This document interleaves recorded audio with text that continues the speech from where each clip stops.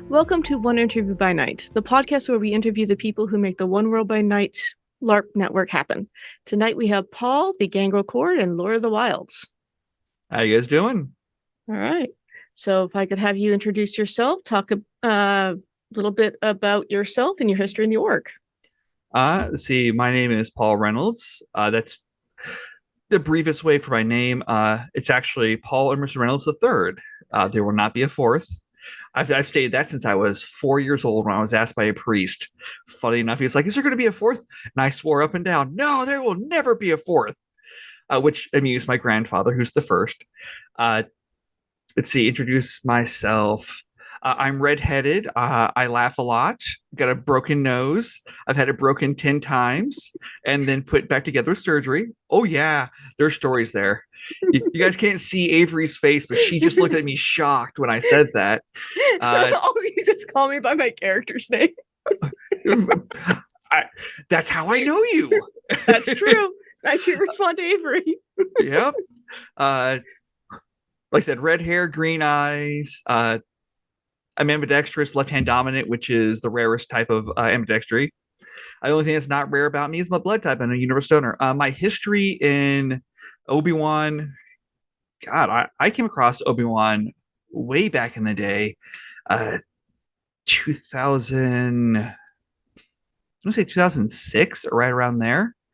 And I played off and on, and mostly at that point, I was doing troop games, tried a couple of OWbN games, and then I had some problems in the org because I wasn't part of any of the cliques, and I didn't really mesh with people in that sort of way, and because I refused to be part of the cliques or do what they say or think how they thought, and was ostracized a bit.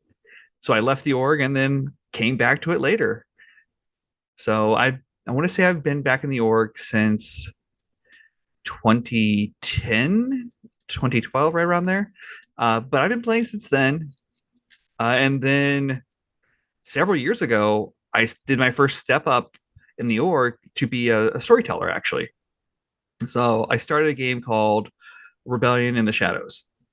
And the big reason I started that game, a little story time here, was because a game called The Beast Within had an online Discord where people were able to play, but the game had two separate sides, a live action and a Discord side. And they went Discord when the live action had to close down due to not having enough people and then other things starting to arise and they lost their site. Well, when they started trying to go back to live action, they built up such a large size for the Discord that they couldn't really go back fully. So they had these two games. Problem was, Discord side and live side never interacted because the live side refused to ever interact with Discord. And Discord was constantly doing things that were being given to the live side. Stuff happened. There was some tempers flaring.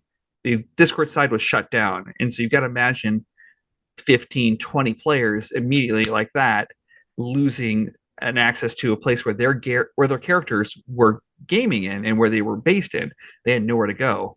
And I was going to be making Rebellion in the Shadows as a sorcerer game, as a hunter game.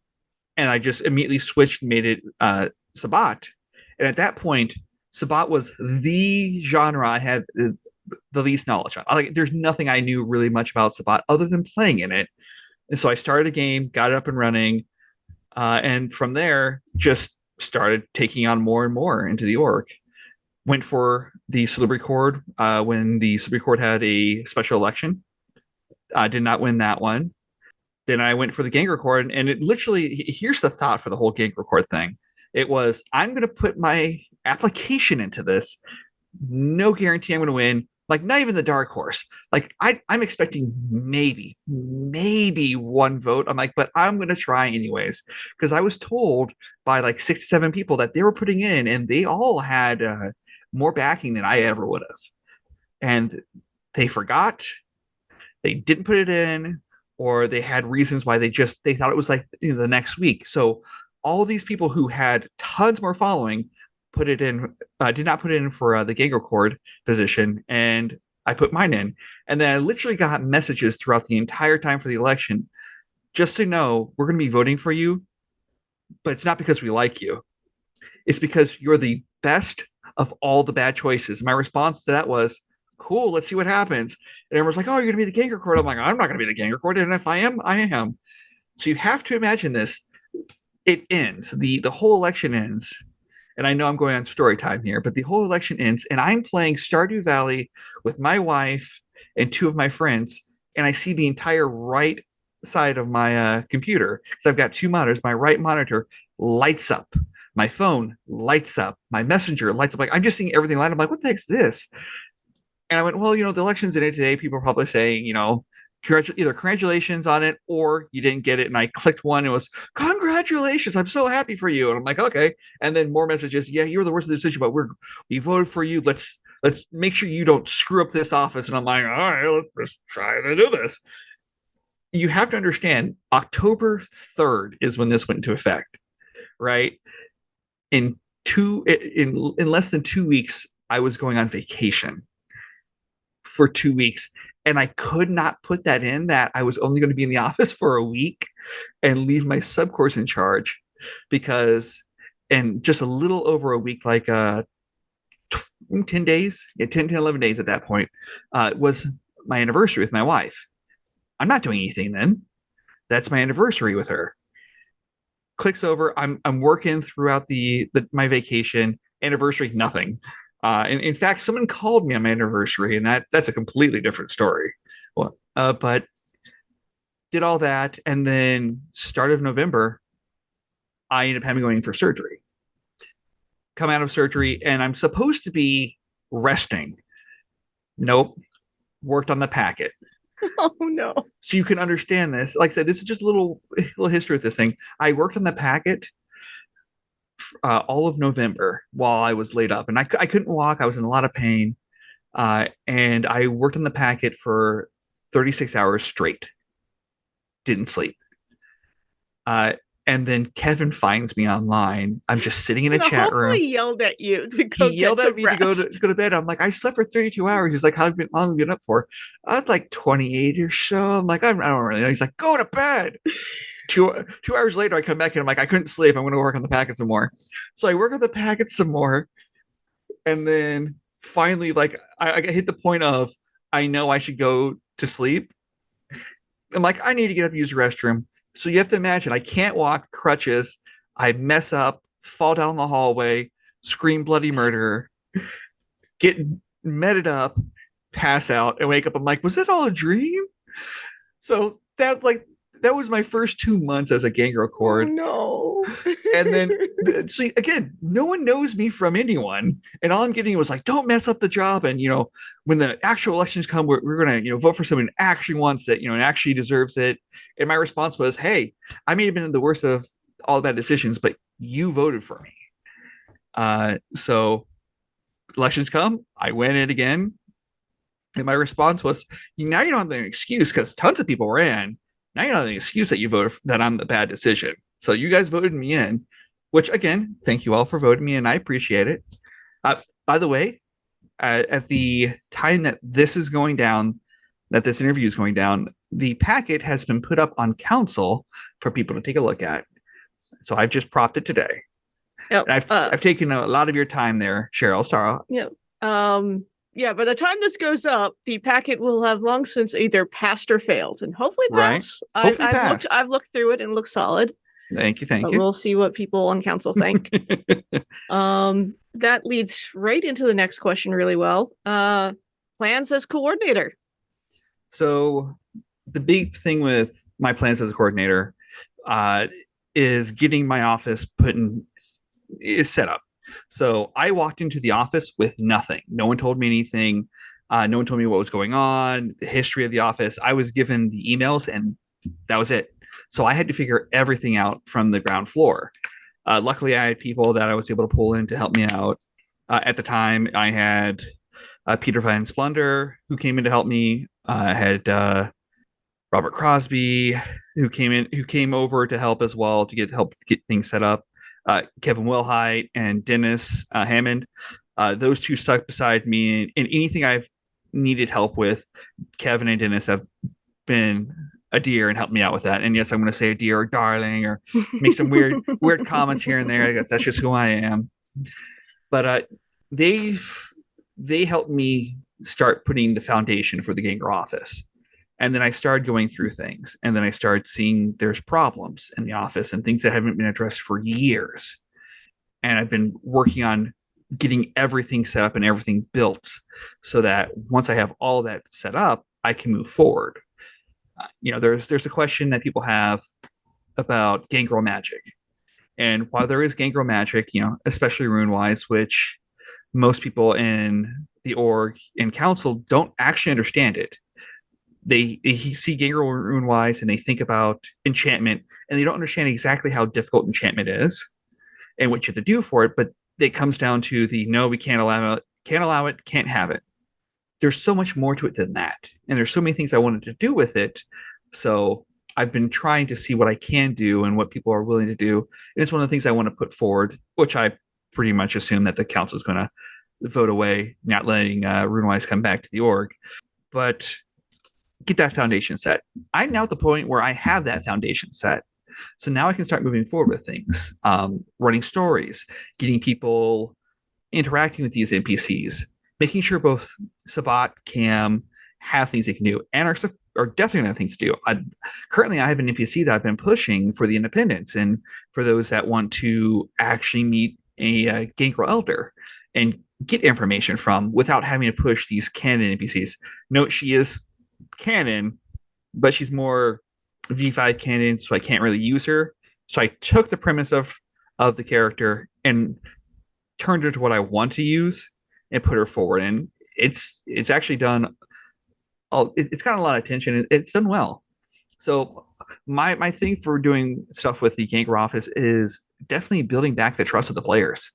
The players have lost trust with the office and they lost trust with the coordinators because things have happened. The coordinators have been unresponsive. Just trying to get everything like that set up. That's my plan. Get people talking, get people running around with things and exploring things. The Gangrel event, I literally dropped something on players that it's not necessarily a plot, not unless the players wanted it to be, but it's not like a global plot. It's a little small plot that you can look into. I actually bought a map from a person who created a vampiric feeding map for the Dark Ages. And the players, that's cool. The players loved it so much that they actually wanted it to become a plot. And my response was, if you can get enough people at the event to tell me the secret that I left in the rules for the Gangrel event, if they can give me that secret, then I would say yes and make it into a small plot. It wouldn't be anything big, but it'd be a plot and I would run it. And you have to imagine this. It's like 7, 8 at night and it's dark. People are struggling to get that fire pit running and roaring. And I'm watching people, skitter off here and there, trying to find people, pulling them over. Like, you need to say the words. You need to say the secret. And just like shaking, you got to do it. And then finally, like 11, 11, 12 at night. And I'm about to leave. And like 11, 12, they pull this person up and like, here's the last person. I got him. So they had that little plot going. And it's like I said, it's trying to get the Gangrel players to not spend their time running away from the clan and the genre, but expressing it.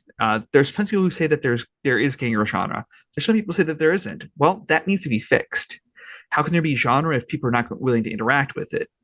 And if people want to interact with it, they've got to step forward. If I put something out, as an example, I put something out about, we'll use Colbath Beckett, which I'm pretty sure I just butchered his first name. But we'll use, yeah. I think Colbert, I want to say is or Cuthbert. It's Old English. Cuthbert, that sounds right. So Beckett. If we use Beckett as an example, Beckett goes out and does these interviews with this human. This human finds Beckett and does this interview, like how Cheryl's doing all these character interviews. That would be like a small little plot, but getting that tape from that mortal would be a very interesting plot, but players would have to go after it, or else it would just be out there. Right.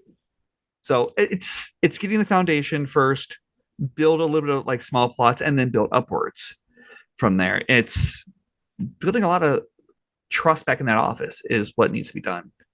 And that's what I'm hopefully doing. I don't know if I am, but that's what I'm hopefully doing. Yeah. So, little plots. Do you have any big plots you're plotting? Yes, several of them. Before I stepped into that office, funnily enough, I wrote a plot with Dennis. And for those who were paying attention during the elections, you would have seen that the Mage Corps talked about how she was supporting one of the plots that I wrote and that I was pitching, that I talked to people about, and that she was willing to help me out with it and get it running. So that plot's still out there. That plot's basically finished. All we have to do is basically put forward. I was waiting on any plots before I got, and any basically props before I got that packet up. I would say I've got about 5 plots that we've written up, like big global plots. Three of that are ready. One that, funnily enough, like that this plot that we wrote has nothing really to do with the spot. Tangentially, sort of plays with the Gangrel a little bit with it. Like it's not all Gangrel can get into this. It's more like if you're a Gangrel and you want to get into it, you can. This little group here and that little group there might have an end to this plot. We wrote this plot out, and it's not a doom and gloom plot. That's one of the biggest things. I wrote up a plot and it was literally about, all right, this is not a doom and gloom plot. I hate these doom and gloom plots that have been going on for the last 7-8 years. And by the way, I started writing this plot back in 2019. so we've had this plot and we've been working on it. Like it's been there for a while that we've been writing this stuff up. And at that point, it was like, 7 years of doom and gloom plot. We don't need more doom and gloom plot. And the plot that we wrote up is about archaeology knowledge. It's an ideology plot. Where do you stand? How do you stand with these things? Where do you make your choices on stuff? And there's no good and evil. It's just, where do you stand with this, and how are you going to go about doing it? And that was the plot that we wrote up, which by the time this goes up, hopefully we'll have it up and propped. There's other ones we've got put forward that are definitely clan focused. There's one that I'm going to have to write an email tonight about to the Gangrel Coordinator, not Gangrel Coordinator, I'm the Gangrel Coordinator, to the Cam Coordinator about, and have a little fun with that if he's down for it. So there are things that are going forward. Also, I'll say that I've never said no to Gangrel Thaumaturgy or Gangrel Magics. I have talked with other coordinators about it. It's not something I'm pursuing this term. If I'm going to be pursuing this, it would probably be the next term, because at that point I've at least established a base, established what I'm going to go after, and put forth enough of consistency of what this office can do to actually show that, hey, if we're going to do magic, let's do magic the right way. Let's do magic that would make sense for the clan. How would they get it? If they've already had it, why has it not come forward? And what sort of manner would they possess? Hopefully that answers your question as I rambled. Yeah, no, that's great. Actually, that leads into a question that's not on my list, but I've been asking a bunch of courts this. What would you like to see some players do? Like, is there anything that is not well represented in the org in your genre? Not well represented in the org. So for the Gangrel, I'm thinking about the sex. Like, it depends on how you want to look at this. So for sex, the Gangrel is one of the few clans that the majority of them, 90% of them, should be independent. And it's due to everything that's gone on with the Gangrel. Their history with the Cam, their history with the Anarchs, their history with the Sabbat.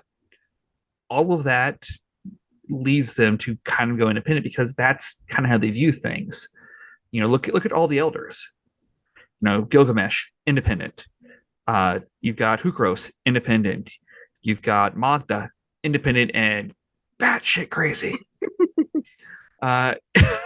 Brunhild, independent. Odin, the Allfather, independent, because he never calls himself Odin.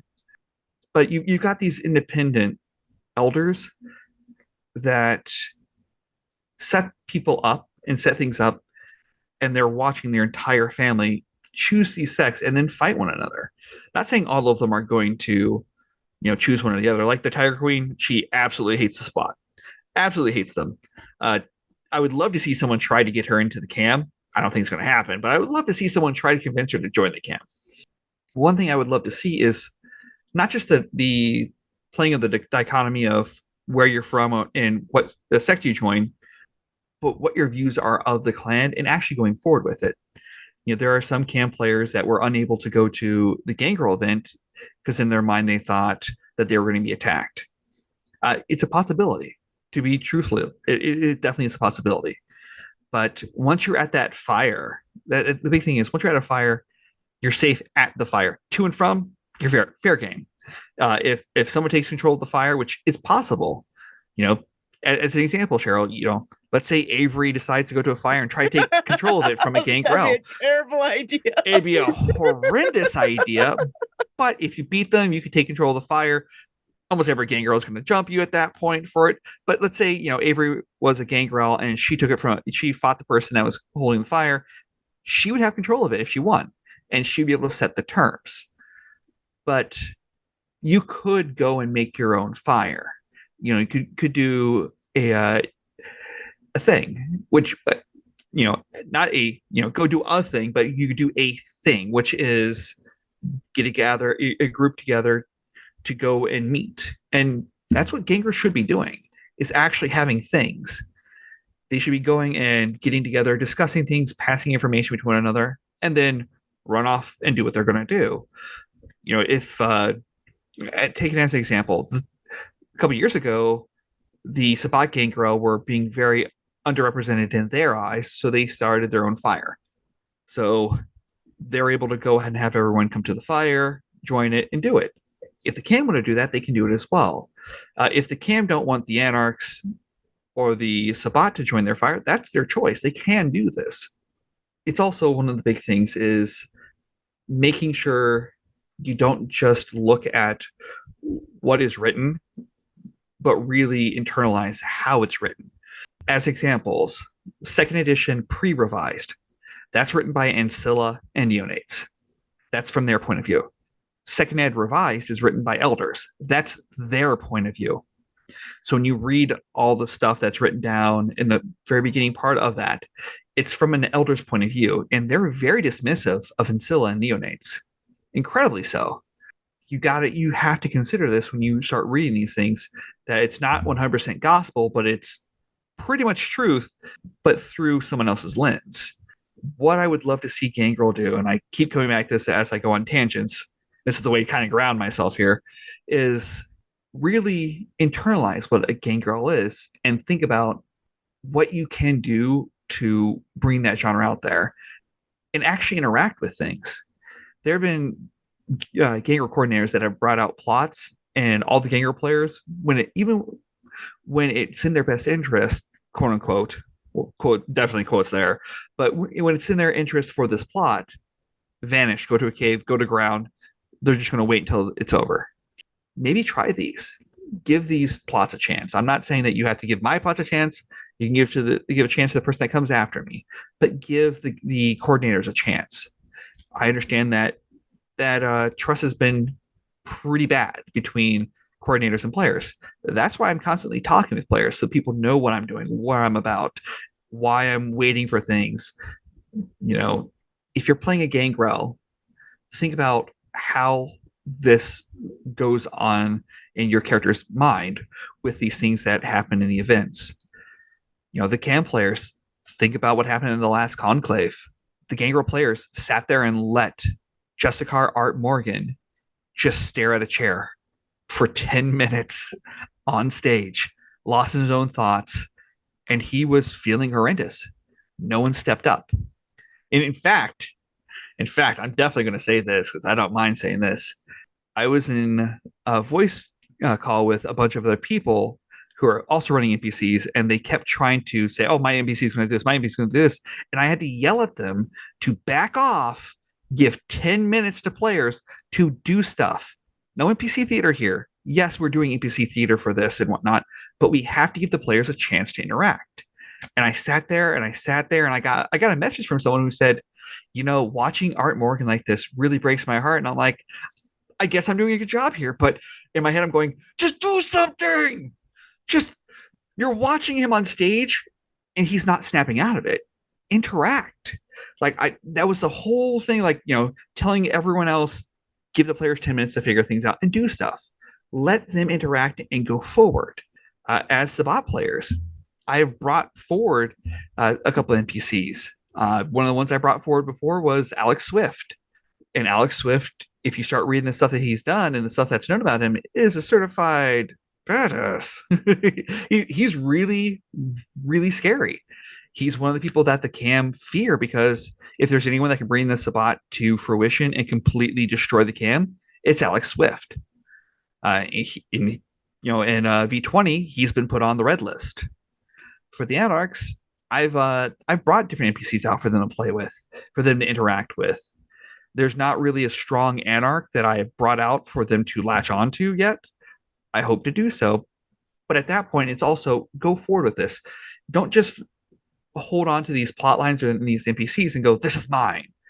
As an example, there's tons of players now in the org that actually have Beckett's phone number. I got Beckett's phone number. You have one call, and if it's a call that's not about the thing that he talked to you about, and when he gave you that number, that's the only call you get.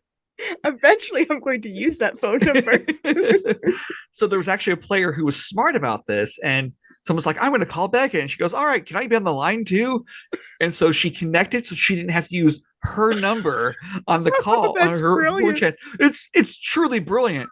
And that the person who made the first call, it wasn't with what they were talking about that Becca talked to this individual about.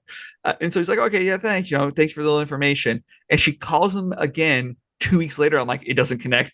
The player's like, but I have got his number. It doesn't connect. I warned you. Yep. I gave you that warning. Try to loophole, didn't quite work. Yep. So there's that. People have all these different things out there.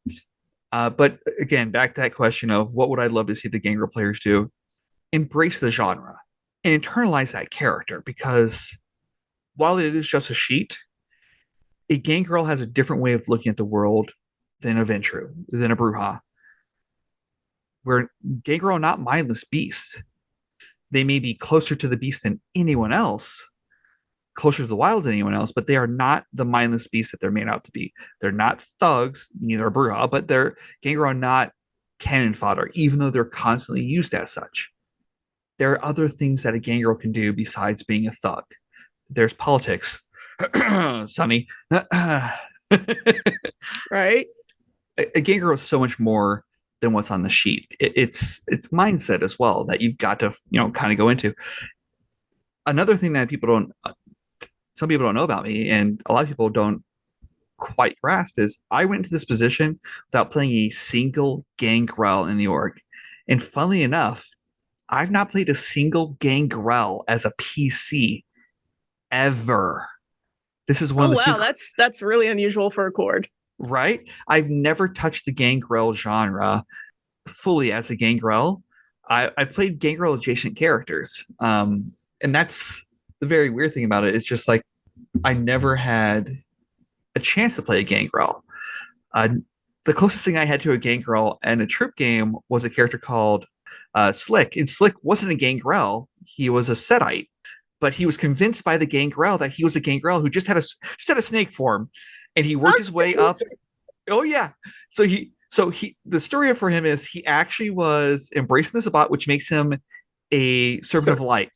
He escaped after killing his sire, tried to go to the Setites. The Setites tried to control him, and Slick was just a punk kid, 13th gen punk kid, and he was like, "No, you're not going to control me." And they started trying to use magic and whatnot to control him. And he grabbed the high priestess, used her to beat her own guards because she was in a giant snake form, and inadvertently burned down her temple. Didn't know he did this. Gangrel find him, and they're like, "No, you're not a Setite. You're a Gangrel." And he's like, "What Gangrel has a snake form?" Like, "Oh, there's tons. There's tons that do. It's just you go towards a serpent form."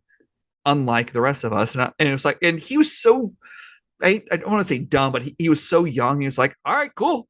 And he worked his way up and became the beta of the Gangrel pack in the city. And like I said, that was the closest I got, but he was controlling the Gangrel pack when the alpha wasn't there. Even when the alpha was killed, he was like, no, you can't be alpha. Not unless you beat me. Like I said, It was great. So like I've had so many characters that are part of the Gangrel genre while not being Gangrel, but I've never actually played a Gangrel, which I find is like just like stopping and thinking about it. That's one of the weirdest things. But my knowledge from Gangrel comes from the books, not just like the clan books, but the clan novels as well. So I know about that sort of things. I know coming from the canon sources, and so that's kind of what I brought into this. And I'm trying to get the Gangrel back to form because there's a lot that they can do and they would have. All right, so that actually is good segue because you're talking about your setite as to who you play in the org. Oh, you want me to list every single one of them? Nah, give us some highlights of your favorites. So my two oldest characters would be three because they're about the same age. Is Raziel, my Salubri, not Salubri and Tribu, Dark Ages warrior, who's part of the Sabbat. I've got Sirik, and I was told I had to have a last name for him. So, yeah. So I literally wrote really quickly, De George, who's a Nosferatu, who's from a Nosferatu, a French Nosferatu bloodline, but he's not from the bloodline. He just ascends from the person who created the bloodline, which was kind of shocking to find out that my grandsire had a bloodline. I was like, really? Okay, that's kind of cool. Let's see. I've got my red cap changeling, who his name is Amlade, but when I do it, I'll do his voice, and it's really rough. Amlade. So imagine doing that the entire time, talking like this the entire time. And how's your voice the next day? It hurts. It sucks. But he's a red cap, so he's got that gravelly voice. And he comes from Arcadia itself. Nice. And so he came and he had to. So he was a true fae who had to go through the changeling way to be able to exist on the other side. Those are the three big ones. I've got Hammond, which people always confuse for a Gangrel, and he's not. He's a Zamese. He's just really interested in transformations. I mean, that works for Zamese too. Especially is he a path of metamorphosis? No. He'd be killed if he gets found by one of them. He's humanity 5, but since we're going towards a 10-point scale, 10. Oh no. Oh yeah. He also he's an Obertus. He's also basically rough. Yeah, he's that high humanity in the Sabbat is rough. He got embraced because he had this really crazy idea to make a hunting ground with all these different creatures and like actually bring back extinct animals and endangered ones, not just like with vicissitude. Oh, this character, yeah. This character, yes. So he has brought back all these ancient creatures, whatnot, using science and magic to actually resurrect these creatures. Yeah, and so you built Jurassic Park. I built Jurassic World. Excuse me very much. Spared no expense. I did spare no expense. It took me 2 years and 10 months to build the outside of the area to make sure that it could not be broken out of. You're looking at like a mile and a half all around the area that is filled with either concrete or metal. Now there's tunnels through there, but like getting through there is, for them to break through that, it would take quite a bit. And I set it up, and it's like after 2 years and like I said, 9-10 months, finally was able to start making the creatures and whatnot. So it's a very interesting concept. Like, he's completely humane unless you're scum of the earth. If you're a monster, as in like, you're a human and you prey on kids and stuff like that, he's like, and switch. Like there's a switch that goes off in his mind, and you're not human to him, therefore it doesn't matter. But if he like grabbed a kid and hurt them, oh my god, what have I done? But he doesn't have emotions, which was the funniest thing to play. It was like a character, no emotions. I had to be completely analytical. I could not show anything, and then I slowly started introducing emotions here and there with him, and he doesn't understand it. So he's a fun one. I have a Zamese. I've got an Anarch. Of course, I got an Anarch, but I've got an Assamite. Tremere. I've got so many characters. And I keep getting hit up with other coordinators. Oh, you got to make this character. You got to make this character. All right. You do realize this is going to take a lot to just keep doing all these characters. I've got sorcerers running around. I've got a damn fear. I've got a mage. God, I've got too many characters. Yeah, there seems to be like two types of people in the org with characters: is those who have lots and lots of characters, and those who have just one or two because they want to Yep. hyper focus on their one. Like, technically have four characters, but I've only played Avery in the last 2 years. I actually have a Gangrel. I haven't touched her since the beginning of the pandemic. You should touch your Gangrel. Naughty, naughty. She's an independent too. I have about 16 plus characters. Wow. That's 10 of them are either somewhere in Cordland or waiting on coordinators for things. So I keep them busy and I use them. There's not much I can do with some of them. I've got to wait for the coordinators to get through with things. Like, people have been waiting on me for stuff. I thoroughly love my characters. They're a blast. Some of them I've looked at and I'm like, I should probably retire you soon. But there's some of them I'm like, I should retire you soon because where you're at, but you're not quite at the point where I want to retire you because the initial concept of the character has not been achieved yet. You know, although all the steps have been there, we're not quite there, but we're almost there. But I've expanded outwards, you know? Yeah. So, any last comments you'd like to make before we end the interview? Oh, was that it? Wow. Okay. Yeah. We try to keep these once they get edited down to about half an hour. Okay. I think yours is going to go a little longer, but I mean, I'm completely fine with that. It's, as I told you before, it's like, as long as it's not a 5 hour interview, I'm completely fine talking for a couple hours.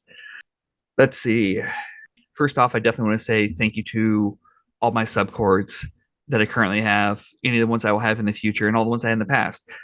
They've all been very helpful. They've all done things that have set stuff up for me to succeed and for this office to succeed. So I definitely appreciate that. I will continue to keep running the Gangrel event. I do hear people's comments when they send them to me or they talk to me. I do appreciate you guys reaching out. There's so much that I don't know that I'm not afraid to say that I don't know the answer, or this is what I think the answer is, but I could be wrong. Case in point, everything that's going on with, Beckett's first name, that's the easy one right here. Colbeth, I'm not quite sure what his first name is, therefore I don't use it all that often. Beckett's really well. I don't think anyone even bothers because it's just Beckett, because everyone just knows him as Beckett. Everyone knows him as Beckett, and by canon, he doesn't use it in the 21st century. In the 20th century, he never used it. There are tons of plans I have going forward for Gangrel, for the genre, definitely for the org. Funny enough, I reached out just today to the Giovanni coordinator about something I picked up on. I'm like, just in case someone decides to start messing with some stuff and with my office, I want you to know about this because canonically, this affects you from my side of the fence. And that this could be something that we play around with if you're interested. Another thing that is kind of funny is people have been joking about introducing the 14th tribe, as Sheryl looks at me very blankly and confused. So there has been a joke about introducing the Gangrel as the 14th tribe of the Guru. Oh no! Oh yeah, that'd go real well. Someone actually made a packet cover of it, and it's a picture of me playing my Fae, literally moments before I set my hair on fire. So you guys can imagine this. Besides the fact I've got a lot of hair right now, my hair wasn't as long, but it was enough that when I put my hair down, I was able to cover my face with it, and with my bandana on, and I'm smoking a cigar. And the picture is me literally pulling the cigar away from my mouth, and I'm puffing out, and there's just all the smoke around my face. And they take the picture like, awesome, great, and I walk off, and I start smoking the cigar again, and people are talking to me during this little game, this troop game. And I literally grab the cigar and I turn it upwards as I gesture, and I hit my hair. I hit a strand of my hair, and people start to freak out, and I immediately saw it. So my response was to grab that hunk of hair and rip it out of my head. Just one clean motion, boom, gripped it and tossed it in front of me as it burns up like flash paper in front of me. Like, so I ripped off some hair. I didn't rip out like a huge chunk, just some. And I tossed this in front of me. And people are like, oh, Paul, your hair's on fire. I'm like, my hair was on fire, no longer is. And I turned to the narrator who watches. He's like, "Are you okay?" I'm like, "So how much is that worth for bunks?" He goes, "Burning your hair?" He's like, "I'll give you 5." I'm like, "I'll double it." He goes like, "All right, you can get 10 off of that. I'm fine with that. When I double your bunks." I'm like, "Awesome, great." I'm like, I'm glad I made a personal sacrifice for my character right there. Like I said, it was just mere moments before that. Uh, so it's a lot of fun. I can just imagine the riot that will cause Monkeros. Oh yeah, the 14th tribe. Just if you It's want to start a riot, go for it. I mean, technically, Anoia did fuse with Gaia, That's not wrong. and there is the legends and the lore that Anoia was the mother of Guru before she was embraced. Yep. That's why the Gangrel have Protean, or so the legend says. So they are technically, in the loosest but most technical term, the 14th tribe if they pushed it. And ever so often I'll mention that to Pumpkin about it. I'm like, "So about that 14th tribe?" And he's like, "I hate you so much. I'm glad this isn't just." I'm like, "Some days it is, some days it isn't." It's like, "Stop it.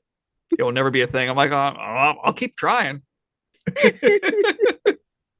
I think it would be a very interesting little thing. It's as an example, another real interesting thing that the Gangrel can do is you do realize that the Gangrel can cast Guru rights, correct?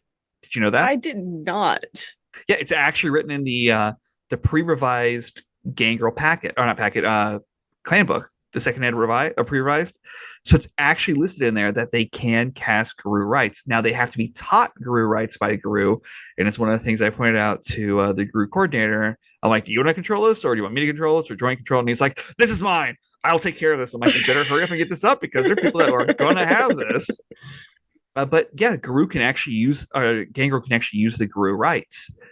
They just have to be taught it. So, like, think about that for a second. The Guru rights that are out there, the Gangrel can use. It's just something. You just gotta get taught it and not get eaten.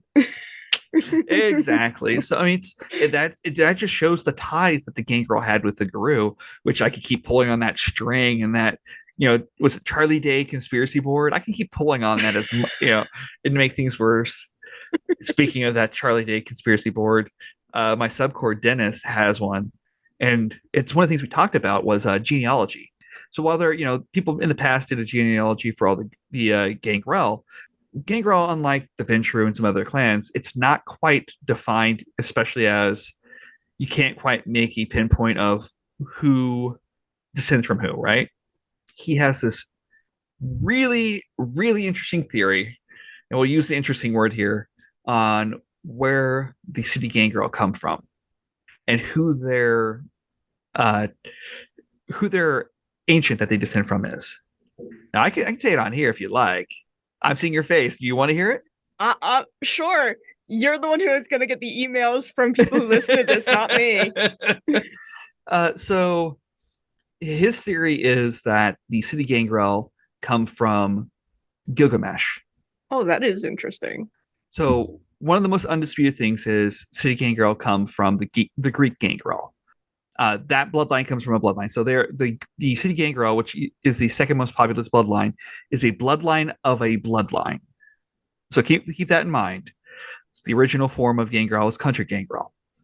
The Greek Gangrel adapted to fill the void of the Nosferatu, who weren't present during the area and during the time in Greece. So they had to fill that position, and they morphed to have that one. They changed their blood to be that way, based on the time frame and the things that the Greek Gangrel themselves did, and where Gilgamesh was at, and the things that he's done in the epics that talk about him. That's where it was linked to Gilgamesh. And I'm doing a very poor job, but this is, of explaining this, of how Dennis would, because Dennis would just go absolutely, this, but this is how he explained, and this is what I remember. But he linked them to Gilgamesh because of how Gilgamesh controlled a nation state at the time, and Greece would be around at that point, and it would make sense that they descended from him. Like, that's a pretty interesting idea. Yeah. But one of the things I've talked about is I do want to do a genealogy with not just the NPCs but the PCs. link them to these different gangrel, that these canon ones. Some that would have, descendants, some that wouldn't, because while it would be a ton of work for me and my team, and I will not deny that it will be a huge amount of work. If you descend from one of those brutes, think about how you can react then to these NPCs. Instead of that's Gilgamesh, the King of Kings, that's my ancestor. You would have a familiarity with them and be able to have a different flavor with that NPC. And that's something to kind of think about. So, like I said, there's tons of plans, little side things here and there that I want to do. I'm not sure if I'm gonna be able to do them. I'm going to try. So it is what it is of what I can and can't do, but I'll give it a shot. Absolutely. That's actually really cool to hear. Like, I think you're the first person to show up with a conspiracy board. I didn't show up with my conspiracy board. I showed up with my subcords. Yeah, because it's a funny story. All right. So I think that's just about wraps it up for us. Okay. Thank you so much for doing the interview. It's been so much fun. I had a blast with this, so thank you for having me. All right. Again, thank you. And that's where we'll cut it right now. Alrighty. If you are interested in playing in One World by Night, please visit our website at OWbN.net. You can contact the marketing team at OWbN-marketing@googlegroups.com. One Interview by Night is hosted by Sheryl Westleigh, contact and interview prep by Ariel, editing and music by Christian Keller. One Interview by Night is presented by One World by Night, produced under the Dark Pack Agreement with Paradox Interactive. Portions of the presented material are the copyrights and trademarks of Paradox Interactive AB and are used with permission. All rights reserved. For more information, please visit worldofdarkness.com. This material is not official World of Darkness material and is intended solely for use by One World by Night.